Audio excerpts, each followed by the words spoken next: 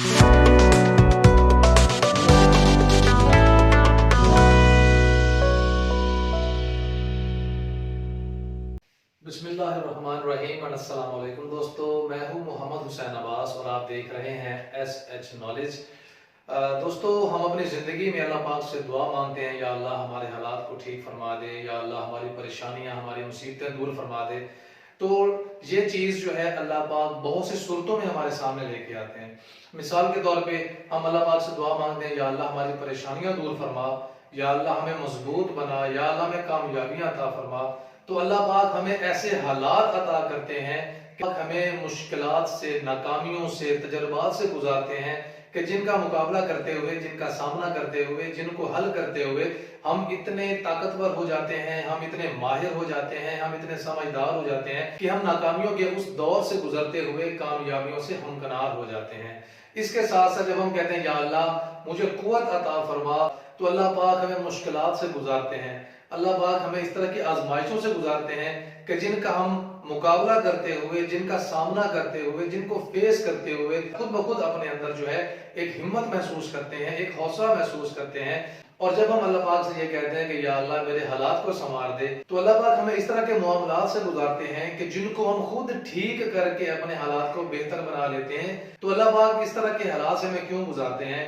ताकि हमारे अंदर एक हौसला पैदा हो, ताकि हमें नाकामी की कीमत का पता चले, ताकि हमें मुश्किल हालात के असर का पता चले कि उनका हमारी जिंदगियों पर क्या असर हुआ, उनसे हमने क्या सबक सीखा, और आने वाले वक्त में हमें उनको नजरअंदाज करना है। कौन कौन सी ऐसी चीजें हैं, कौन कौन सी ऐसी बातें हैं, कौन कौन से ऐसे मामलात हैं कि जिनको आप नजरअंदाज करें तो आपके हालात बेहतर हो सकते हैं, आपको कामयाबियां मिल सकती हैं और आपको बहुत से तजर्बात मिल सकते हैं। तो अल्लाह पाक हमें समटाइम्स ऐसे हालात, ऐसे मामलात, ऐसे दोस्त अता करते हैं जिनसे मिलकर, जिनसे गो थ्रू होके बहुत अच्छा महसूस करते हैं, हमारे हालात बहुत अच्छे हो जाते हैं। तो दोस्तों, जिंदगी का जो सफर है ये बिल्कुल स्मूथ नहीं है, ये बिल्कुल कारपेट रोड नहीं है। It is a bumpy road. इसमें आपको बहुत ज्यादा आजमाइशों का सामना करना पड़ता है। ये सिर्फ और सिर्फ इसलिए होता है कि आपके अंदर हिम्मत पैदा हो, हौसला पैदा हो, आपके अंदर एक कुव्वत इरादी पैदा हो, आपको अपनी इज्जत नफ्स का पता चले।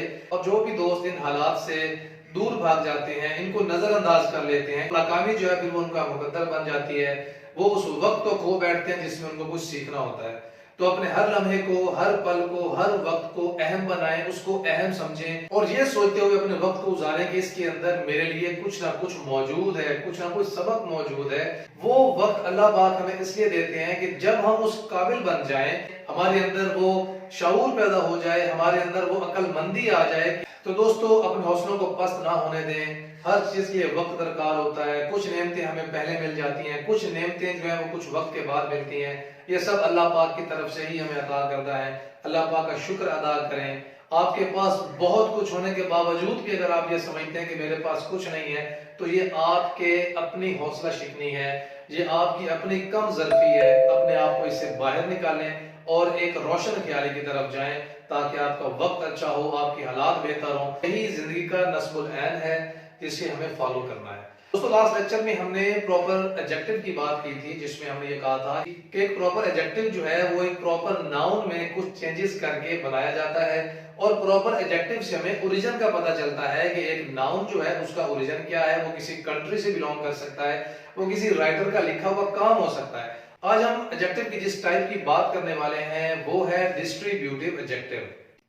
डिस्ट्रीब्यूटिव एडजेक्टिव एक ऐसी क्वालिटी होती है, एक ऐसा एट्रीब्यूट होता है एक नाउन का, जिसमें हम एक पूरे के पूरे ग्रुप को, एक पर्टिकुलर ग्रुप को, एक ग्रोह को, चाहे वो पीपल का हो, चाहे वो मटेरियल्स का हो, चाहे वो आइलैंड्स का हो, चाहे वो प्लेसेस का हो, हम उस ग्रुप के तमाम मेंबर्स को इंडिविजुअल कंसीडर करते हैं। इसका मतलब ये हुआ कि डिस्ट्रीब्यूटिव एडजेक्टिव जो है वो हमेशा सिंगुलर नाउन की बात करेगा।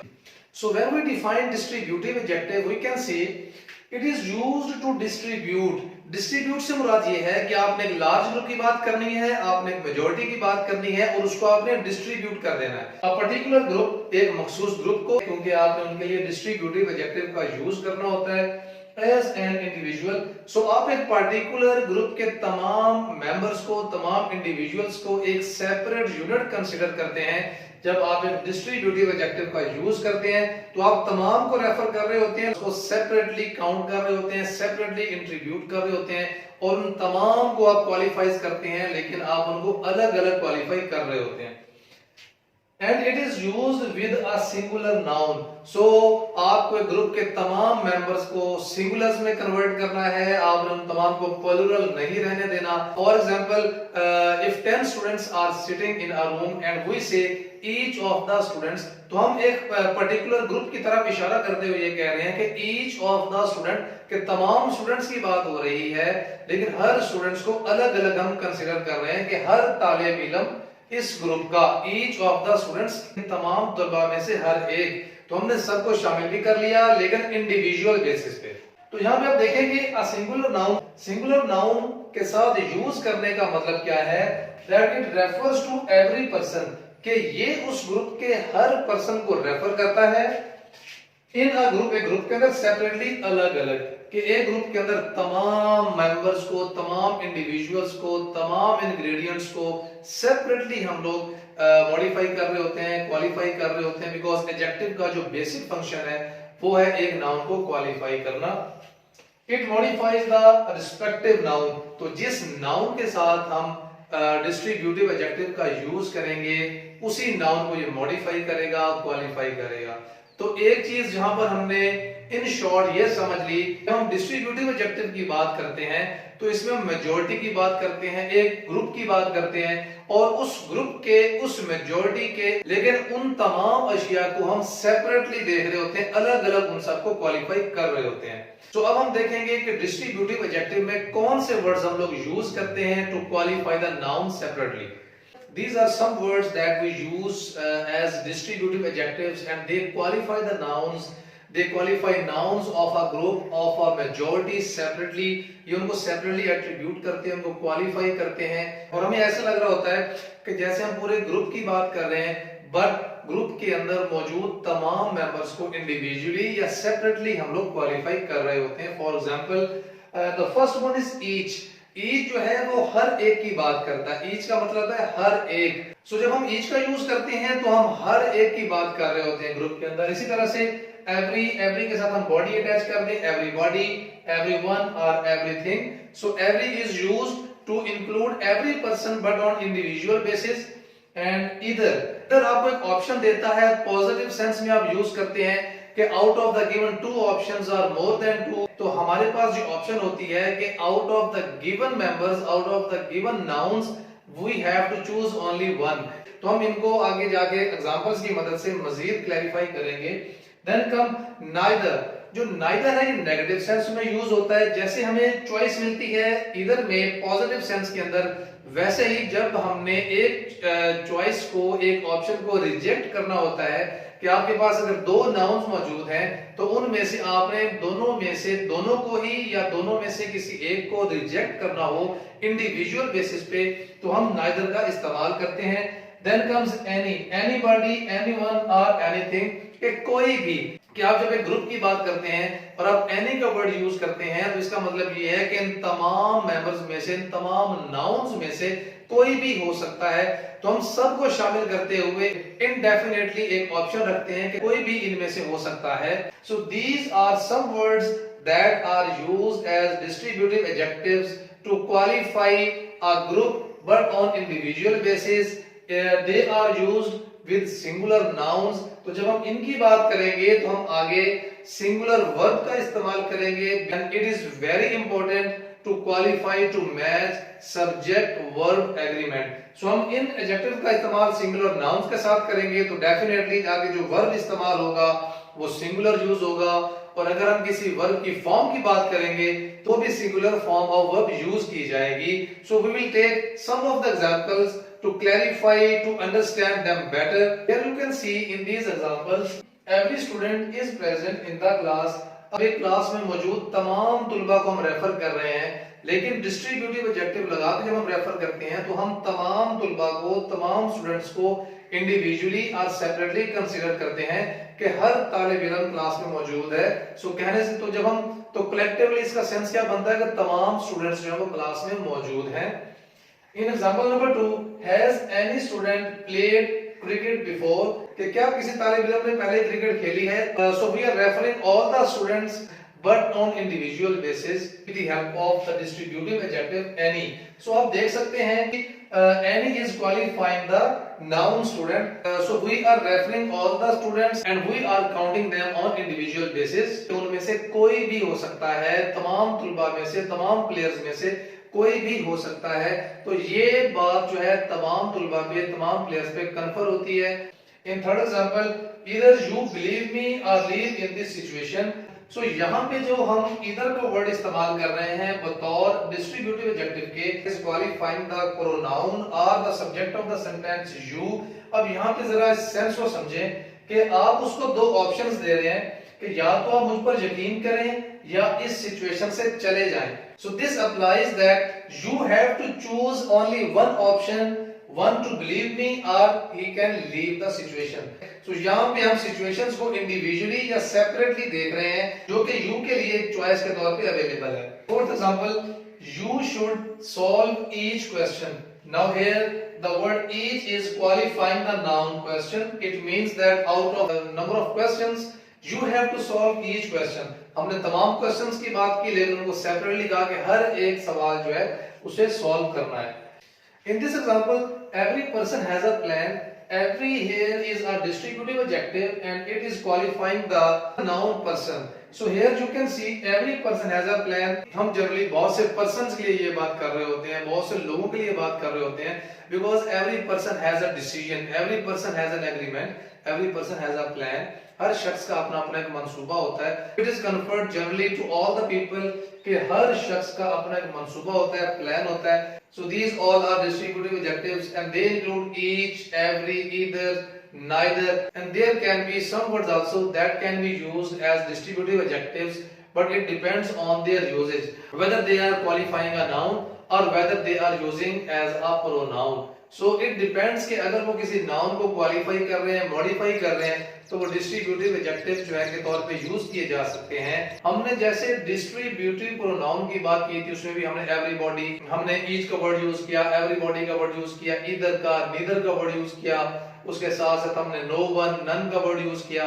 सो ये जितने भी वर्ड्स हैं ये मिलते जुलते हैं। सो डिस्ट्रीब्यूटिव एडजेक्टिव और डिस्ट्रीब्यूटिव प्रोनाउन में मैक्सिमम जो वर्ड्स हैं वो सेम ही है, सिर्फ उनमें डिफरेंस क्या है कि जब हम डिस्ट्रीब्यूटिव एडजेक्टिव की बात करेंगे तो वो किसी न किसी नाउन को क्वालिफाई करता हुआ नजर आएगा, लेकिन जब हम डिस्ट्रीब्यूटिव प्रोनाउन की बात करेंगे तो वो अकेला यूज होगा, वर्ड यही होंगे लेकिन ये अकेले यूज होंगे, किसी नाउन को क्वालिफाई करते हुए नजर नहीं आएंगे। तो हम डिस्ट्रीब्यूटिव एडजेक्टिव और डिस्ट्रीब्यूटिव प्रोनाउन का डिफरेंस भी देख लेते हैं with the help of some examples. So we have some examples to differentiate between distributive adjectives and distributive pronouns। Starting from the distributive pronouns, each of the articles was composed thoroughly। Now here we can see the word each is used, that is a distributive pronoun because each is used independently, each is used alone, each किसी noun को qualify करता हुआ नजर नहीं आ रहा। यहाँ पे आप देख सकते हैं कि each अकेला इस्तेमाल हुआ है। Each of the articles, अब यहाँ पे हम देखते हैं कि जो आर्टिकल्स हैं वो मोर देन वन नंबर है, प्लूरल फॉर्म के अंदर है, एक से ज्यादा आर्टिकल्स की बात हो रही है। इसका मतलब ये है कि out of the available articles हम उनको सेपरेटली देख रहे हैं कि ईच की बात हो रही है, हर एक आर्टिकल की बात हो रही है। फॉर एग्जांपल अगर 10 आर्टिकल्स हैं तो उनमें से हर एक की बात हो रही है, हम सबको इंक्लूड कर रहे हैं लेकिन सेपरेटली अलग अलग उन सबको देख रहे हैं। Was composed, अब यहाँ पे हमने जो हेल्पिंग वर्ब का इस्तेमाल किया है that is a singular helping verb। अब यहाँ पे sometimes हमें रीडिंग करते हुए, हमें पढ़ते हुए कंफ्यूजन हो सकती है कि हमने आर्टिकल्स का वर्ड यूज किया है। सो आर्टिकल जो कि प्लूरल नाउन है तो आर्टिकल्स के साथ हमें प्लूरल वर्ब का इस्तेमाल करना चाहिए, लेकिन आपने क्या करना है, आपने सेंटेंस के कॉन्टेक्स्ट को देखना है कि क्या हम तमाम आर्टिकल्स को इंक्लूड कर रहे हैं या उन आर्टिकल्स को हम सेपरेटली देख रहे हैं। तो यहाँ पे हम ये देखेंगे कि हमारा सब्जेक्ट क्या आर्टिकल्स ही हैं। तो यहाँ पे हम देखते हैं कि अगर हम सब्जेक्ट की बात करते हैं तो यहाँ से लेकर यहाँ तक ये हमारा पूरे का पूरा एक सब्जेक्ट है। तो सब्जेक्ट क्या होता है? जो वर्ब से पहले एक सेंटेंस का पार्ट होता है जिसमें एक डूअर ऑफ द एक्शन मौजूद होता है, उसे हम सब्जेक्ट कहते हैं। So each of the articles, ये पूरे का पूरा एक सब्जेक्ट है। तो हम यहां पर ये देखें कि आर्टिकल्स में से हर एक, जब हम हर एक की बात कर रहे हैं तो हम उनको अकेला अकेला देख रहे हैं। तो जब हम अकेला अकेला देख रहे हैं तो हम सिंगुलर देख रहे हैं, एक एक करके देख रहे हैं। तो एक एक के लिए जो आपका हेल्पिंग वर्ब है वो सब्जेक्ट के साथ एग्री होगा, सब्जेक्ट वर्ब एग्रीमेंट को फॉलो करेगा। तो हम यहाँ पर सिंगुलर वर्ब का ही इस्तेमाल करेंगे। हाँ, अगर हम इस पार्ट को मिटा देते हैं तो इस सेंटेंस का जो सब्जेक्ट है वो जस्ट आर्टिकल्स से शुरू होता है, तो हम उसके मुताबिक फिर वर्ब का इस्तेमाल करेंगे। लेकिन यहाँ पे हम ईच के हिसाब से, ईच के मुताबिक हमने हेल्पिंग वर्ब का यूज किया, because each is a distributive pronoun composed thoroughly, मुकम्मल तौर पर उनको बनाया गया। Neither of the children is eligible to get admission. Here you can see the word neither is present and neither is what a distributive adjective or pronoun. We can see neither is present as a single word. Neither किसी noun को qualify करता हुआ नजर नहीं आ रहा, अकेला use हुआ है। सो हम इसे कह देंगे ये है distributive pronoun.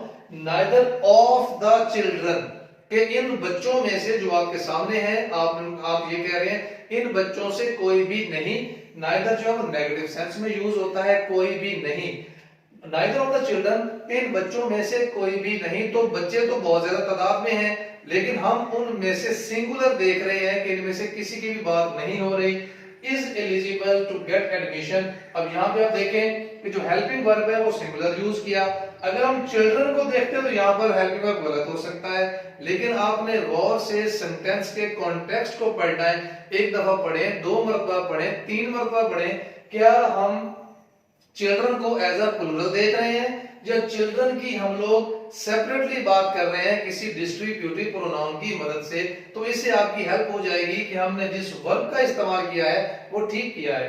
Is eligible to get admission, के इन बच्चों में से कोई भी एडमिशन के लिए काबिल नहीं है, कि हम नेगेटिव सेंस में यूज कर रहे हैं बट उनको इंडिविजुअली निगेट कर रहे हैं।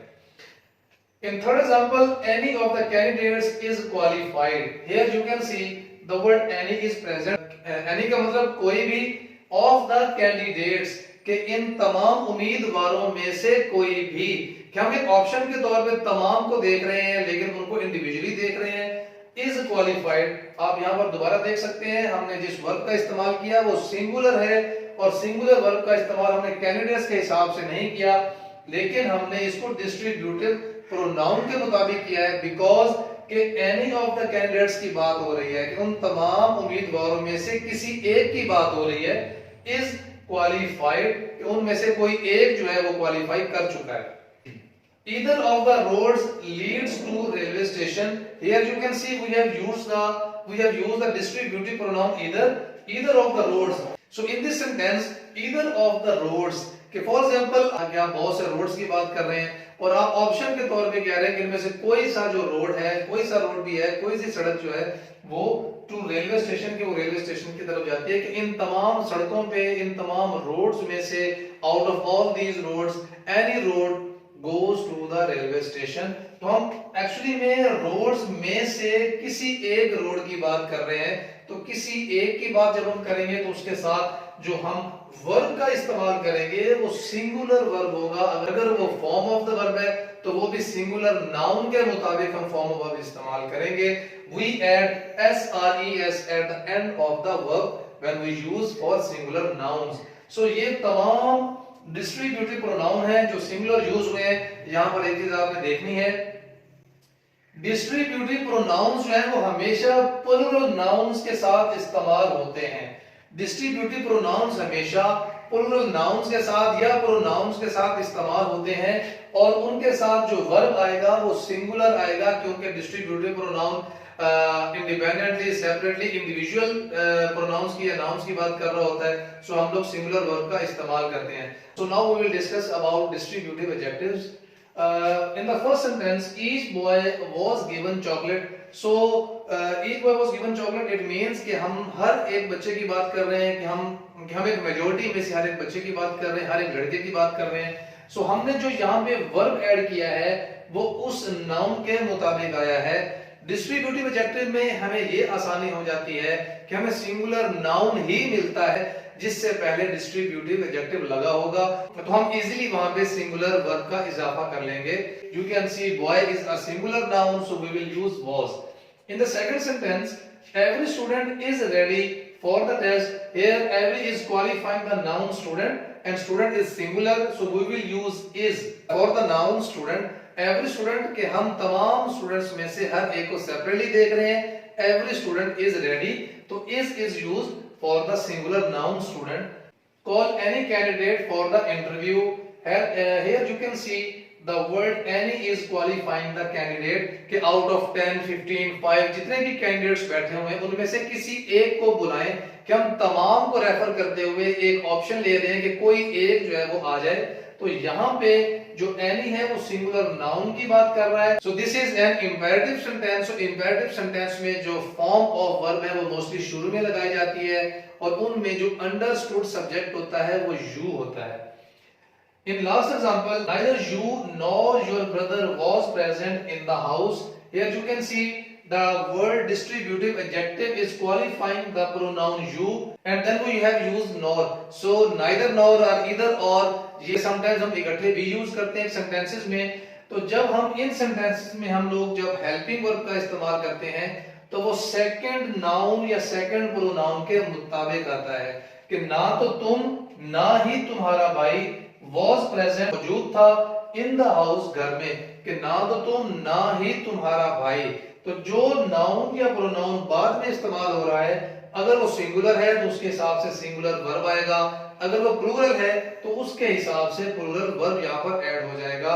तो यहाँ पे हम देख सकते हैं कि neither you nor your brother कि तुम और तुम्हारे भाई, मतलब दो लोग हैं और दो लोगों में से हम दोनों को सेपरेटली इंडिविजुअली देख रहे हैं कि तुम दोनों में से कोई एक भी मौजूद नहीं था। So these are examples of both distributive adjectives and distributive pronouns. दोनों में वाज़ेह फर्क मौजूद है। ये इंडिपेंडेंटली यूज होते हैं, वो नाउन्स के साथ यूज होते हैं। ये हमेशा प्लूरल नाउन्स के साथ यूज होते हैं, इनके साथ हमेशा सिंगुलर नाउन आता है। यहाँ पर हम वर्ब का सिंगुलर ही यूज करते हैं क्योंकि हम नाउन्स में से इंडिविजुअल की बात करते हैं। यहाँ पर हमें ऑलरेडी इंडिविजुअल नाउन मिल जाता है तो उसके हिसाब से हम जो वर्ब है वो भी सिंगुलर यूज करते हैं। So this was a simple and easy lecture about distributive adjective and the differentiation between distributive adjective and distributive pronoun. Hope you would have liked it. इसके वजह से मजीद explanation और इसकी worksheets जो हैं वो इंशाल्लाह आपको description में मिल जाएंगी। And I will post my email in the description box. If you have any opinion, if you have any question about today's lecture, then you can send your opinion or suggestion in comments or in my email and I will respond to you accordingly. So inshallah we will meet tomorrow with a new worksheet on pronouns. Till then अपना बहुत ज़्यादा ख्याल रखिएगा। Thank you so much and Allah Hafiz.